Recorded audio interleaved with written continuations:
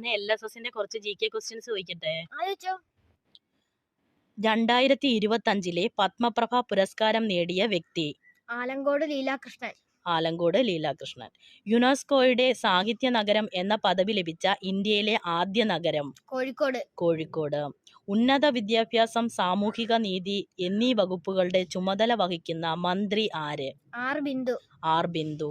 ജെൻസി കലാപം ഏതു രാജ്യവുമായി ബന്ധപ്പെട്ടിരിക്കുന്നു? നേപ്പാൾ. പശ്ചിമഘട്ട മലനിരകളിലെ ഏറ്റവും ഉയരം കൂടിയ കൊടുമുടി ഏതാണ്? ആനമുടി. ദേശീയ പക്ഷി നിരീക്ഷണ ദിനം എന്നാണ്? നവംബർ 12. കൊച്ചിയുടെ ശ്വാസകോശം എന്നറിയപ്പെടുന്ന പക്ഷി സങ്കേതം ഏതാണ്? മംഗളവനം. കേരളത്തിലെ പക്ഷികൾ എന്ന പുസ്തകം രചിച്ചത് ആരാണ്? KK നീലകണ്ഠൻ. KK നീലകണ്ഠൻ സ്മാരക മയിൽ സംരക്ഷണ കേന്ദ്രം എന്നറിയപ്പെടുന്ന പക്ഷി സങ്കേതം? ചൂളന്നൂർ.